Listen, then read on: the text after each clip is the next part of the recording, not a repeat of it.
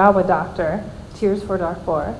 And according to her, it was much more of a racial conflict than a religious conflict, being that there's multiple Muslim Black Africans as well. So it's a shared religion conflict. Could you speak to that?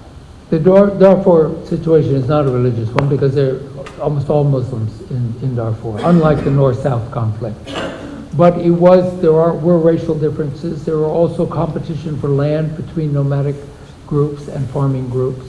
All of these differences, in these kind of situations, what leaders do is exploit all those differences and magnify them, and then pay people and arm them to take action against the other. Because these aren't people who had to live together before. But there was a long drought in Darfur that preceded this. So the land issues were becoming more severe. The other thing that was happening is the people in Darfur saw that the North-South people were coming to an agreement toward 2005. They were going to divide the oil, they were going to divide this, they were going to divide that. Darfurians are sitting here saying, well, what about us?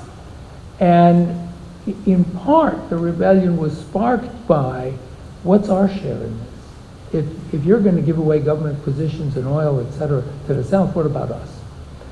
The response was heavy for a number of reasons. The government, being on the verge of giving away the South, said, well, wait a minute, the whole country's going to come apart, Darfur is going to go, then we'll lose the East. So they came down doubly hard on Darfur. And second, the feeling in Khartoum was that these people, again, this kind of marginalization of people, that they could control them and they do it. Now, there is and I said this to the Sudanese and the military people in Sudan and the government many times. They often ask why they're so isolated in the world. And I said, because you don't fight like armies in the 21st century fight. You hire militias who do terrible things. You bomb civilians. And then you wonder why you're isolated in the world. This is the way they fight. And their reaction in Darfur wasn't different than some of the ways they fought in the South. And it's part of the change that has to come to Sudan. Now what's happened is also, over the last 10 years, there's been one effort after another to have a peace process in Darfur. And they've all failed. Because it never got to the fundamental issue is how much do you really share power and wealth outside the center. So now the funding is picked up. And some of the weapons that have flowed out of Libya have gone to those rebels. So there's more unrest now in Darfur than we've seen for a long time. Hi, good evening. My question stems from a World Bank study that came out last year that unveiled, quote, massive corruption, I think it was, in the internal presidency there. Which country? In South Sudan. South Sudan. And my question relates to how the UN and the global community can have a practical impact on taming corruption inside undeveloped countries such as South Sudan. Well, it's a constant problem. It's a constant issue. And to be honest, it's a whole different subject, but if you're going to be that corrupt with resources, you have to have collusion with the international community. So it's a complicated issue. What happened after 2005 was that the South, at that interim period, suddenly got 50% of the oil proceeds. They never had that kind of money before. The figure is between 2005 and 2011, they probably took in between 10 and 11 billion dollars. It's a lot of money. And at the end of the 6 years, it was hard to find out where it went. Now, a lot of it went for security in the army, et cetera. A lot of it went out the door. None of the institutions were in place to control it. Now, this has become a big issue between the international community and South Sudan. And the president keeps saying he's going to do something about it. But very powerful people are involved. So we haven't found this right answer anywhere, really, except when you have people in the country demanding more accountability. And in South Sudan, one of the strategies I think are very important is to build up the role of civil society and the churches, because there isn't an opposition party worth anything there, to demand accountability, to demand that the resources go to development. And that plus international pressure is, the way to get at it. Yes, ma'am. You talked briefly about China's role after the peace agreement with the oil. I've read several stories about China and Russia's involvement in the Civil War with supplying arms to the North and prepaying for oil in the midst of the war. So I was just wondering if you could comment at all on that, either China or Russia. Well, China and Russia are both major arms suppliers to Sudan. We have never been able to engage them in a dialogue on this. There is a very strange and I think totally unworkable restriction on arms embargo, but only on the Darfur portion of Sudan. I find that ridiculous. You can't enforce it. Well, to the extent the UN investigates it, they find a lot of Chinese arms actually go to Darfur. Russia has been a real obstacle in the Security Council. Has to do with non-Sudan matters as well. And the Chinese, I was never able to engage the Chinese on their arms supply issues. They didn't want to go there. That's a relationship they've built up over many years, and they're not going to endanger.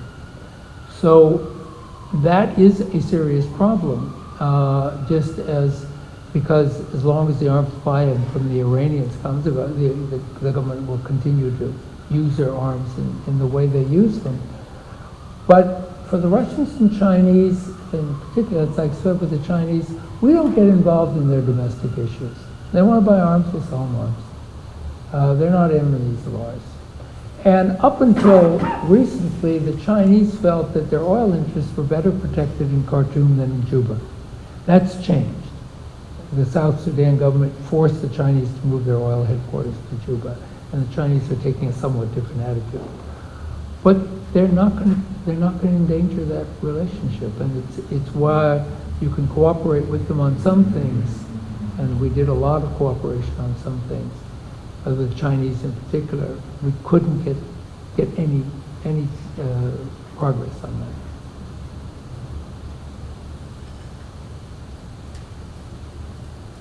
I think this is our last question of the night. Oh, okay, sorry.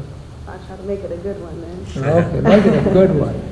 In terms of development of infrastructure and investment in South Sudan, are any of the regional forces, or I guess the African Union, giving advice that the actual government is listening to in terms of how to invest or how to manage, since it is primarily military government in place at this point? It's hard to get into their military procurement because they've been buying weapons in a variety of, we provide military assistance to South Sudan, but no lethal equipment. But they obviously are buying a lot of lethal equipment. So those relationships are quite secret. Well, I mean, people know, can guess, but on other investments, yes, we have teams there. For example, we finance a number of teams that work directly in the government on exactly these things. Deloitte and a whole bunch of other contractors who work directly in the ministries and work with them on planning all kinds of economic issues.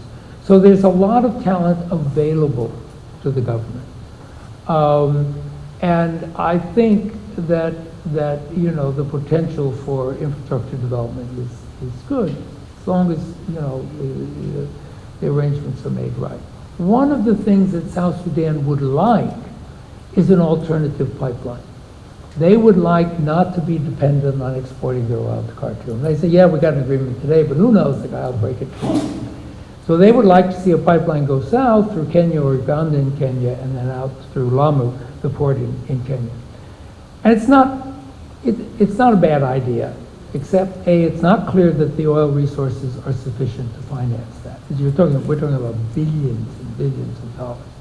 Nevertheless, there are studies going on as to the practicality of it and the feasibility of it. USA built the only major highway in the country and it's not that big a highway, it goes from Juba to the Uganda border. It's the only major paved highway in the country.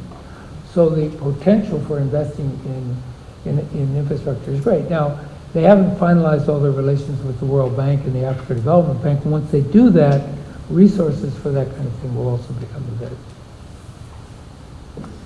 Well, listen, thanks, everybody. I really appreciate all your time and attention.